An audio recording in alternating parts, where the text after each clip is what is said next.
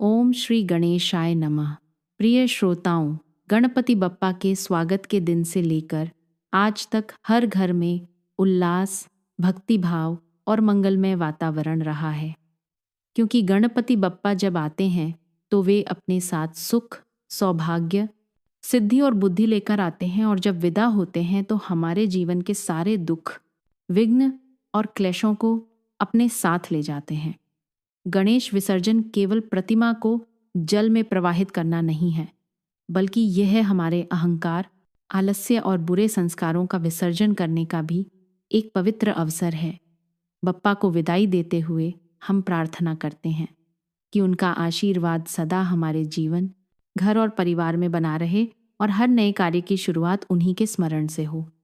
आज के इस वीडियो में हम गणेश विसर्जन की संपूर्ण प्रक्रिया के बारे में जानेंगे कि विसर्जन से पहले क्या करना चाहिए, किस प्रकार क्षमा याचना करनी है, विसर्जन की संपूर्ण विधि क्या है, कौन कौन सी सामग्री आपको चाहिए, विसर्जन के बाद घर में किन किन उपायों को आप कर सकते हैं और घर में किस प्रकार से आप विसर्जन कर सकते हैं, कौन कौन सी ऐसी गलतियां हैं जो इस दिन भूले से भी नहीं करनी चाहिए।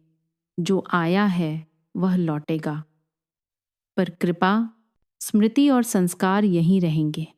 आज हम सभी बप्पा से विदा लेकर उनसे वचन लेते हैं कि बप्पा अगले वर्ष फिर आना। परंपरागत रूप से गणेश विसर्जन अनंत चतुर्दशी के दिन या फिर आपके संकल्पित दिन पर विसर्जन किया जाता है। अगर संभव हो तो घर में ही स्वच्छंदेली एबर बप्पा से विदा लेकर पात्र या टब में पर्यावरण अनुकूल आपको विसर्जन करना चाहिए। यदि सार्वजनिक जगह पर जल में विसर्जन कर रहे हैं तो केवल प्रशासन की अनुमति वाले स्वच्छ घेराबंदी वाली जगह पर ही जाएं, और घर पर यदि विसर्जन कर रहे हैं तो विसर्जन का जो जल है वह बाद में पौधे में, बगीचे में आप ज़रूर विसर्जित करें, वहाँ पर ज़रूर छिड़कें। सामग्री क्या क्या चाहिए होती है विसर्जन से पहले? तो पूजा की थाली जिसमें जल, गंगा जल, कलश, आचमन का पात्र, रोली, कुमकुम, हल्दी, अक्षत, चंदन, इत्र, पुष्पमाला, दूर्वा, दूर्वा भी 7 या 21 के तिनकों में होनी चाहिए।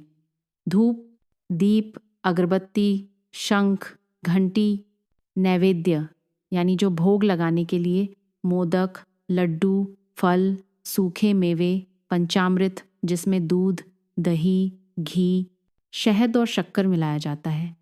इसके अलावा जो भी पकवान, व्यंजन सात्विक आप बनाना चाहते हो वह भी आप बनाकर रख लें। नारियल, पान सुपारी, लौंग, इलायची, नया पीला वस्त्र या लाल वस्त्र, उसकी छोटी पट्टी जो होती है वह आप अर्पित कर सकते हैं। नहीं तो जनेऊ या कलावा वस्त्र के रूप में मौली आप अर्पित कर सकते हैं। दान, दक्षिणा, अन्न और 1 का सिक्का, साफ बाल्टी या टब, घर पर विसर्जन करने के लिए साफ वस्त्र, तौलिया और जो भी विसर्जन की सामग्री जैसे कि फूल, पत्ते, अक्षत है, उन्हें अलग से रखने के लिए कोई पात्र आप ज़रूर रख लें। विसर्जन से 1 दिन पहले भी कुछ तैयारी करनी होती है। यदि आपके पास समय नहीं है या आप भूल गए हैं या यह वीडियो आपको देर से मिली है तो विसर्जन करने से थोड़ी देर पहले भी आप इस बात की तैयारी कर सकते हैं। जैसे कि अपने घर और मंदिर के आसपास की अच्छे से साफ सफाई कर लें और बप्पा के कान में उन्हें मन ही मन बताइए, बप्पा कल या फिर आज जिस समय भी आप विसर्जन कर रहे हो आपकी विदाई है। कृपा की छाया हम सभी पर बनी रहे। दूर्वा, पुष्प, नैवेद्य, टप, जल की व्यवस्था आप पहले से ही करके रखें। जिनके यहाँ पर व्रत है वह व्रत के पालन की तैयारी भी करके रखें, क्योंकि बहुत से लोग गणेश चतुर्थी से लेकर जब तक विसर्जन नहीं होता है तब तक उपवास रखते हैं या एक समय सात्विक भोजन करते हैं या फिर फलाहार ही उतने दिन तक करते हैं। अब विसर्जन की शुरुआत कैसे करनी है? तो विसर्जन वाले दिन स्नान करके साफ वस्त्र धारण करें। आसन ग्रहण करके 3 बार गहरी सांस लेकर अपने मन को शांत करें, स्थिर करें। अब आचमन शुद्धि करनी है। ओम केशवाय नमः, ओम माधवाय नमः, ओम नारायणाय नमः कहते हुए आपको अपने बाएं हाथ से आचमनी से या चम्मच से अपनी दाहिनी हथेली में 3 बार जल लेना है। इसके बाद आपको आचमनी वाला जल ग्रहण करना है। अब दाएं हाथ में अक्षत, पुष्प और थोड़ा सा जल लेकर संकल्प लेना है कि आज मैं अपना नाम आपको बोलना है। श्रद्धापूर्वक श्री गणेश जी का विसर्जन करूंगा या करूंगी। हे बप्पा, यदि आपके स्थापना दिवस से लेकर आज तक पूजा पाठ में भोग में कोई कमी रह गई हो तो उसके लिए आप हमें क्षमा करें और सुख सिद्धि बुद्धि प्रदान करें। इसके बाद धूप दीप जलाकर ओम गंग गणप नमः मंत्र का जाप करें। भगवान श्री गणेश जी का आह्वान करें, अभिषेक करें। यदि पंचामृत है, प्रतिमा यदि सुरक्षित स्थान पर हो और पंचामृत से अभिषेक करना यदि सही हो, आपकी सुविधा हो तो आप करें। नहीं तो सिर्फ गंगाजल से आप स्नान करा सकते हैं या छींटा देकर स्नान का भाव कर सकते हैं। स्नान कराने के बाद चंदन का तिलक लगाएं, अक्षत अर्पित करें, पुष्पमाला, इत्र आदि अर्पित करें। अब 21 दूवा आपको अर्पित करनी है।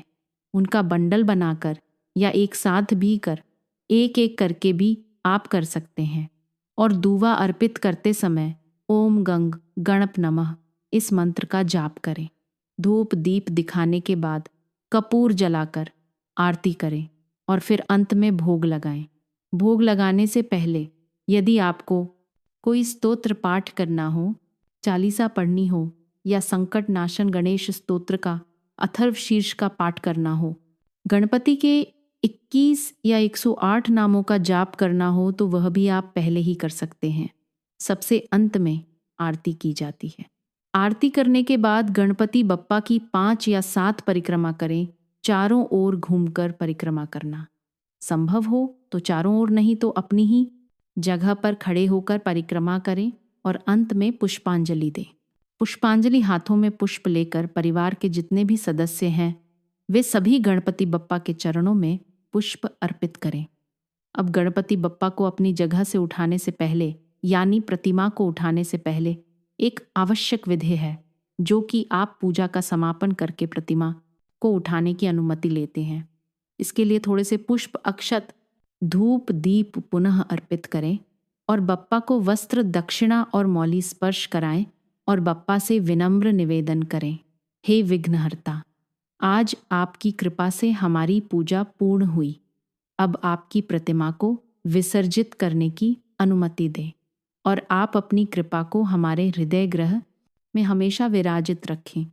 इसके बाद प्रतिमा उठाई जा सकती है। प्रतिमा को कभी भी एक हाथ से नहीं हिलाना चाहिए।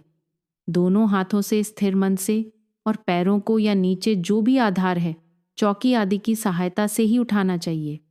धीरे से हाथ जोड़कर बोले, हे गणनायक वक्रतुंड करुणामय, बप्पा वाणी मन या कर्म से अगर हमसे जो भी भूल हुई हो उसके लिए क्षमा कीजिएगा। जो अहंग, आलस्य और विकार हैं उन्हीं का आज विसर्जन हो रहा है। हे बप्पा, हम सभी को बुद्धि दें कि अगली भक्ति और भी निर्मल हो। ऐसा कहकर परिवार का कोई भी सदस्य गणपति बप्पा की प्रतिमा को उनके वस्त्र, उनकी पुष्पमाला सहित उन्हें चौकी के साथ ही उठा लें। फिर घर के हर कमरे से और मुख्य द्वार तक बप्पा को ले जाकर 3 बार आरती और घंटी बजाएं। इस प्रकार भाव करें मानो बप्पा पूरे घर को अपना आशीर्वाद दे रहे हो। परिवारजन विदा करने से पहले घर के अंदर ही बारी बारी से बप्पा को तिलक और अक्षत चढ़ाएं। छोटे बच्चों से गणपति बप्पा मोरया, अगले बरस तो जल्दी आप बुलवाएं। इसी प्रक्रिया के साथ साथ परिवार का कोई दूसरा सदस्य बप्पा को अर्पित किए गए अक्षत, माला, फूल आदि एक अलग से थैले में रख लें। उसे आपको जल में विसर्जित नहीं करना है। इसे आप अपने ही घर के गमलों में, क्यारी में डाल सकते हैं। किसी भी सामग्री को इस प्रकार से जल में विसर्जन नहीं करना है कि जल प्रदूषित हो या आपको कोई दोष लगे। यदि घर के अंदर ही विसर्जन कर रहे हैं तो घर की छत पर या घर के आंगन में बीचों बीच खड़े होकर जो भी टब या बाल्टी आदि है उसमें पानी भरकर उसमें फूलों की पंखुड़ियाँ डालकर उसके बाद बप्पा को 3 बार डुबकी लगाएं और उनकी प्रतिमा को जल के भीतर छोड़ दें। जल के किनारे यदि खड़े होकर विसर्जन कर रहे हैं सार्वजनिक जगह पर तो कलश से 3 बार पप्पा को अर्घ्य दें। ओम गंग गणप नमः कहकर अंतिम आरती करें। फिर दूर्वा, अक्षत, पुष्प जल के पास विसर्जित कर दें। ध्यान रखिएगा, प्लास्टिक, गुलाल या कचरा आपको जल में बिल्कुल भी नहीं डालना है। प्रतिमा को जल में धीरे धीरे स्पर्श कराते हुए छोड़ें। झटके से आपको प्रतिमा को जल में नहीं गिराना है। ध्यान रखिएगा, प्रतिमा पूरी जल में डूबनी चाहिए। यदि आप घर पर भी विसर्जन कर रहे हो, अब विसर्जन करने के बाद दोनों हथेलियों से जल लेकर अपने माथे पर लगाएं और इस प्रकार ध्यान करें, मानो बप्पा अपने धाम वापस लौट रहे हो। अगर आप सार्वजनिक जगह पर किसी नदी तालाब में विसर्जन कर रहे हैं तो घाट को या तालाब के किनारे को बिल्कुल साफ सुथरा आपको रखना है। जो भी चीज़ें आप लेकर आए थे प्रतिमा के अलावा, वह सारी चीज़ें आप अपने साथ वापस लेकर जाएं। आसपास गंदगी बिल्कुल भी ना फैलने दें। घर में यदि आपने विसर्जन किया है तो जब तक प्रतिमा जल में घुल नहीं जाती, विसर्जित पूरी तरह से नहीं हो जाती, तब तक आप उस टब को या बाल्टी को ऐसे ही रहने दें। जब प्रतिमा पूरी विसर्जित हो जाए तो उस जल को आप घर के सभी गमलों में, क्यारियों में डाल दें और जो फूल पंखुड़ी आदि हैं वह भी आप अपने घर में पौधों में डाल सकते हैं। घर में विसर्जन कर रहे हो तो ध्यान रखें, अपने आप ही प्रतिमा को गलने देना है, हाथ से मसलना नहीं है। अगर आपने इतने दिनों तक गणपति बप्पा को पान, सुपारी, लौंग, इलायची का भोग लगाया है तो पान को प्रसाद रूप में खुद भी ग्रहण कर सकते हैं या गौ माता को खिला सकते हैं। सुपारी आदि को भी घर में ही किसी गमले में या भूमि विसर्जन आप कर सकते हैं। बप्पा को विदाई तो आपने दे दी। इसके बाद अब आपको जो करना है उसे भी ध्यान से सुनिए। बप्पा को आपने जो भी भोग लगाया है उसे सभी लोगों में प्रसाद रूप में बांटें, स्वयं भी ग्रहण करें। परिवार और आस पड़ोस में प्रसाद बांटना बहुत पुण्यदायी माना जाता है। बच्चों को भी प्रसाद खिलाएं और उन्हें बताएं कि यह बप्पा का आशीर्वाद है।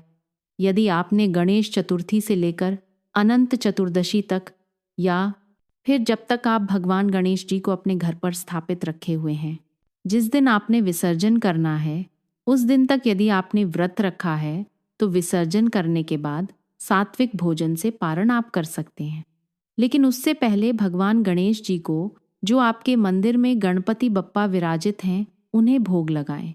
उसके बाद परिवार के साथ आप भोग ग्रहण करें। विसर्जन करने के बाद कुछ अन्न, वस्त्र या मीठे का दान करना अत्यंत शुभ होता है। गरीबों में, बच्चों में, ब्राह्मण या गौशाला में दान करने से बप्पा की स्थायी कृपा मिलती है और यह दान आपके परिवार की सुख, समृद्धि और घर में शांति में भी बरकत करता है। जहाँ पर बप्पा विराजित थे उस जगह पर अभी आपको झाड़ू पोछा या झाड़ू मारकर सफाई नहीं करनी है। बप्पा को विदाई देने के बाद कुछ घंटे तक आपको उस जगह को ऐसे ही रखना चाहिए और उसके बाद सूर्यास्त से पहले पहले यदि आपने विदाई दी है तो आप साफ कपड़े से अईर, गुलाल या जो भी रंगोली आदि बनाई है उसे किसी कपड़े से साफ करें। जो फूल माला डेकोरेशन है उसे धीरे धीरे से आप हटाएं। जो भी सामग्री अगले साल फिर से काम में आ सकती हो उसे रख लें। जो विसर्जन करना हो, भूमि विसर्जन, उसे विसर्जन के लिए रख लें। विसर्जन करने के बाद परिवार का हर सदस्य अपनी कोई एक बुरी आदत या दोष छोड़ने का भी संकल्प ले सकता है। और यदि आपने अनंत चतुर्दशी से पहले ही बप्पा को विदाई दे दी हो तो जिस जगह पर आपने उन्हें अभी तक स्थापित किए हुए था उस जगह को हर दिन सुबह और शाम प्रणाम करके 21 बार ओम गंग गणपते नमः मंत्र का जाप करना चाहिए। इसके बाद आप उस स्थान का जिस तरह से भी उपयोग करते आए हैं कर सकते हैं।